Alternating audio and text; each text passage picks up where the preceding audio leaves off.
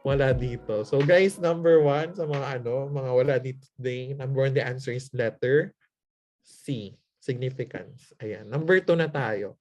So we are trying to determine whether the answer is IV or DV, guys. And again, ang tinatanong blood pressure. So ngayon, guys, tingnan natin yung chat box. Ano masagot nila? DV. Ayan, si Camila. How about the others, guys? Ano masagot nyo? Ito ha. Bibigay ko na sa yung clue para sa board exam, titignan mo na lang. Diba? Gusto mo ba yun? But guys, tandaan mo, I'll discuss more of this in our Palmer lecture. Pero ito na nga. So, sa IV, guys, tandaan mo, ano siya? Cause or effect?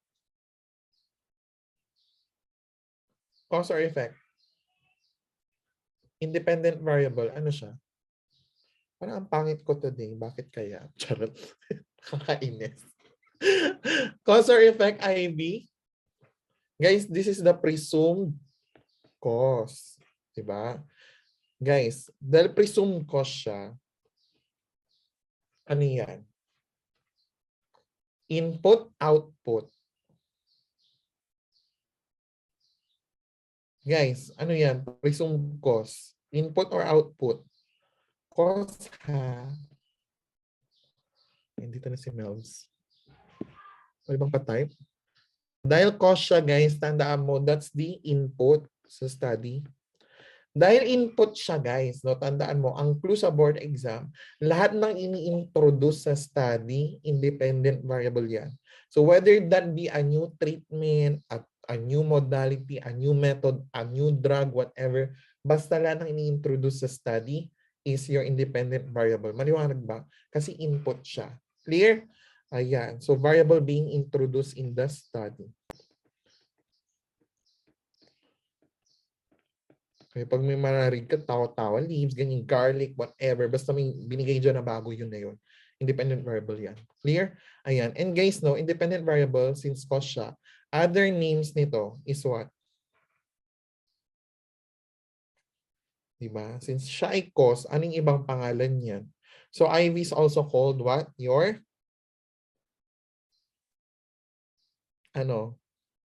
antecedent variable. What else? Effector variable. Tanda mo guys, effector. Hindi siya effector. Clear? And guys, tinanong sa board exam, independent variable is also known as A, X, B, Y, C, W, D, Z. Ano? Anong sagot mo? X, Y, W, or Z?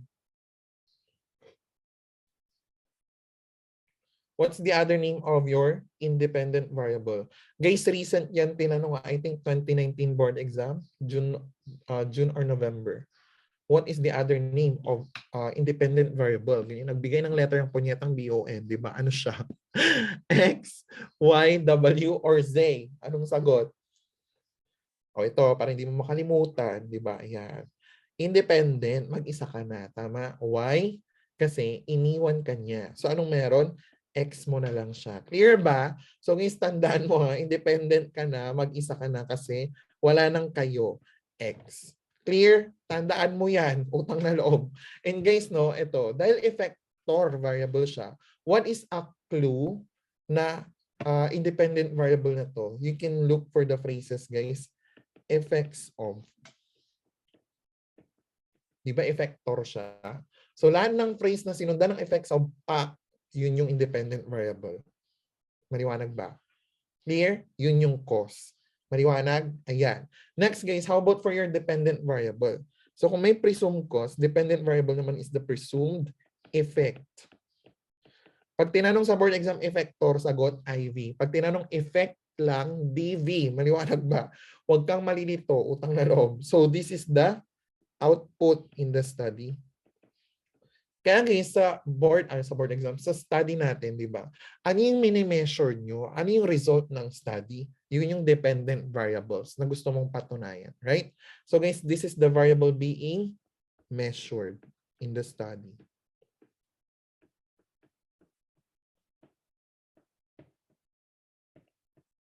Clear? So guys, idagdag pala natin dyan, variable being introduced in the study. So, This is also the variable being manipulated or controlled. Those are the context clues, guys, no? In your study. Dahil i-introduce mo yan, may control ka, ano i-introduce mo. Tama? Pwede mo siyang i-manipulate. Pwede mo siyang controlin. So that's your independent variable. But going back, guys, dependent variable tayo. So it's the output. No, other names of your dependent variable, of course, this is your outcome variable or tinatawag ding criterion variable. Ayan. Kung si independent variable ay X, ano naman si dependent variable? It's also called your Y. Utang na loob, wag mo yung kakalimutan. Most recent board exam question yan sa research, 2019. So guys, ano naman yung phrase or clue para malaman ko na dependent variable na to? So guys, lahat ng mga words na sinundan ng to. Yan. Lahat ng words na sinundan ng from is also independent. Pag yan ay to, dependent na yan. Clear ba? Ang gulo, no? Ang dumi na. So going back, guys, no, effect of cholesterol on blood pressure. Ano yung cholesterol? Based on the context clues. Ano yung cholesterol? Diba? Yan yung IV. And based on the level of cholesterol, guys, tama, mag-iiba yung blood pressure. Kaya ang dependent variable dyan ay blood pressure. Clear ba? Maliwanag na ba, guys? Can you type C naman if naintindihan mo na ang variables? But we'll discuss more of it, guys, no, sa ating Palmer lecture. Ayan. So very good. Guys, don't forget, huwag mo yung kakalimutan utang na loob. Baka lumabas rin sa mga pre-boards nyo, sa mga graduating pa lang. Diba? Ayan. Alam mo na, you will thank me later. Char.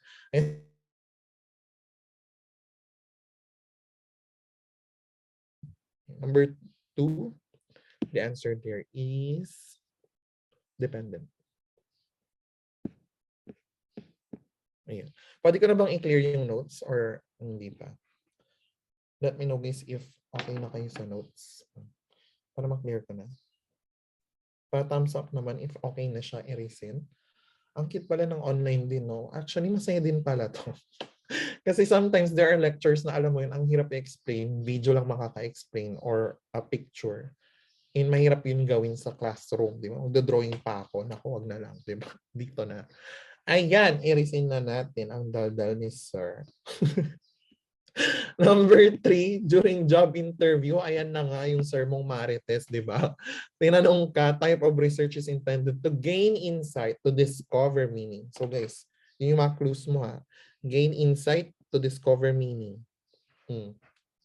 Mag-eliminate tayo para madali. Quantitative research, guys, no? We're trying to what? Study numerical data. And guys, quantitative ha, is also what? Since numerical yan, objective. So yung insight is subjective, X. How about qualitative research naman, guys? Ayan. So dito na si JC. Hello, JC. Qualitative research, guys, naman, guys, no, is very subjective. Why? We're trying to interpret what? We're trying to interpret ano yung data dyan? Narrative descriptions. Mga kwento-kwento. Di ba, Jessica Soho? Ganyan. Documentaries are highly qualitative. Okay, it's also subjective. Kasi based sa interpretation ng researcher, yung result. No? Kaya subjective ang quality. But guys, qualitative is a very broad umbrella. Actually, phenom and anthropology falls under qualitative. But there's a specific answer there. So alisin natin to. Kasi guys, sa board exam, if there are more than one correct answer, the most specific option is the best answer. Clear ba yun? Ganun. Pero sometimes, if all of the options are correct, choose the umbrella term which will cover them everything. Clear? Ganun yung mga technique sa board exam. So ulitin natin ha. If may maling option, pero most of them are correct, let's say 2 or 3 options are correct out of 4, choose the most specific. That's the best. But if all options are correct, choose the umbrella term which will cover them everything. Ganon. So guys, going back, yan. Ano ba yung anthropology-based research? Ano yung phenome? Para ma-differentiate natin. So guys, tanda mo, sa anthropology is a collection of ethnographic researches. Clear? Ano yung inaaral natin sa ethnography, guys? Ethnic groups. In what specific part of ethnic groups, their culture? Clear?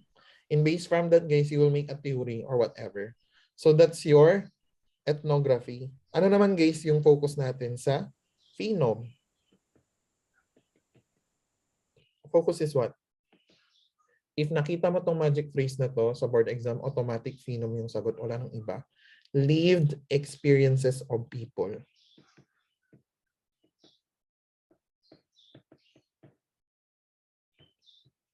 Clear? Pag nakita mo, lived experiences of whatever, basta, automatic, phenome yan. Now guys, ano yung best answer dyan sa number 3? Phenome or anthropology? Guys, ang tinatanong dyan ay letter A, phenome. That's the best answer. Clear? Nakuha ba yung number 3? Nakakainis ang research, no? Ang hirap-hirap. Pero wala tayong choice eh. Mga BOM, buwisit yan. Di ba? Alam nila kung saan ka mahina, doon ka nila babanatan. Di ba? Kaya guys, kailangan, if may mga subjects ka na hate, start loving them. Prepare more. Since you still have time, unahin mong reviewin yung mga weakness mo para you can give more time to develop it. No? Ayan, yung mas strength mo, ano lang, konting review and okay ka na dyan. So guys, number 3, all goods? Clear ko na. Number 4.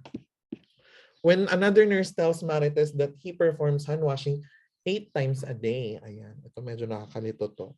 Performs hand washing 8 times a day. Pero hindi niya daw ma-explain bakit. Tapos pag tinanong mo siya, wala eh, sanay na ako, lagi kong ginagawa. Ano yan? Mag-alis tayo guys ha. Number 1, authoritative knowledge is what? Parang it's an expert opinion. Diba? Kaya si Madam, yung naalala mo yun, yung mga nag-interview dun sa debate. Diba? Ano pangalan nun? Yung parang panelist sa defense. Basta si Madam na ma-volume yung hair na ano daw, di ba? Yung mga bobo daw yung may mga political advisors, whatever.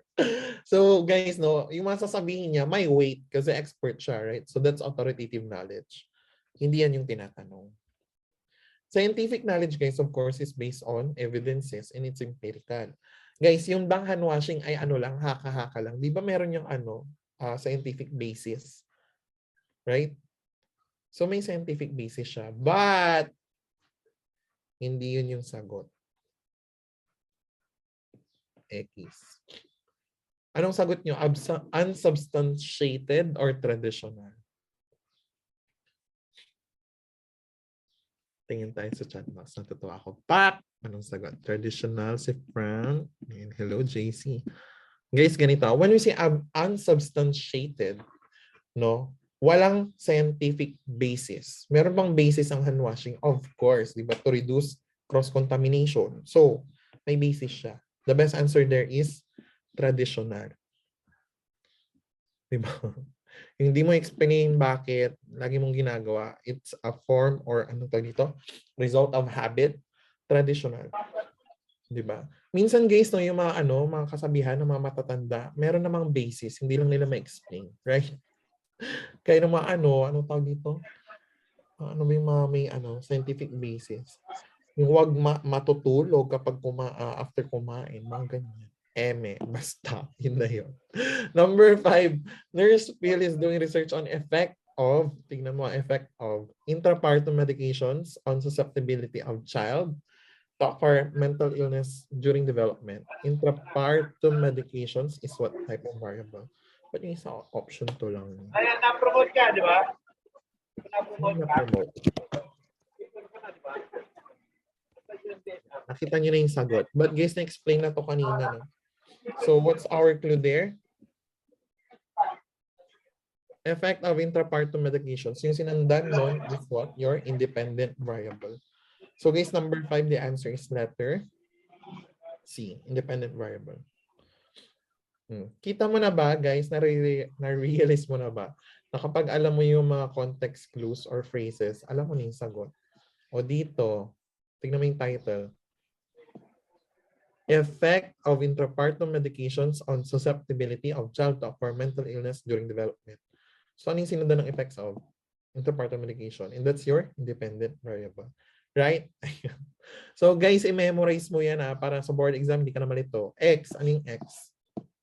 IV-DV, ano yung X? Uy. IV or DV, X. Patype na lang. Ayan. Correct. So, IV is your X. Y is your DV. Don't forget, guys, actual board exam questions yan. Ayan. Next.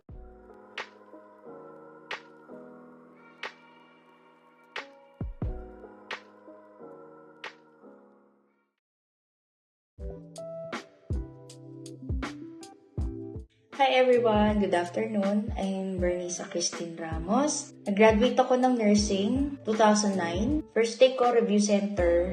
Tapos siguro mga 3 or 4 takes. Yung the rest takes ko is self-review. Puro fail.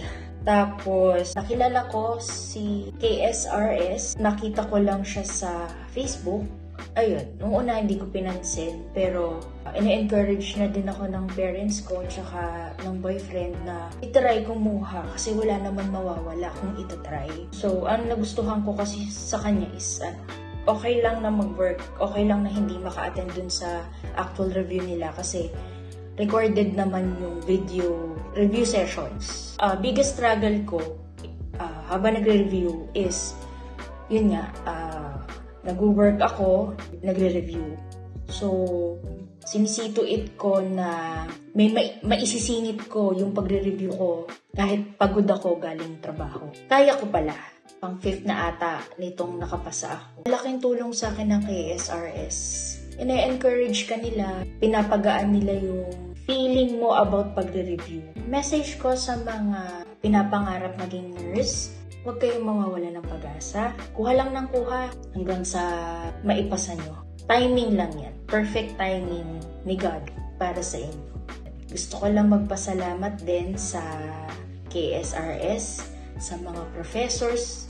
Sana'y marami pa po kayong matulungan ng mga future professionals na maabot ang kanilang pangarap. Thank you and God bless po.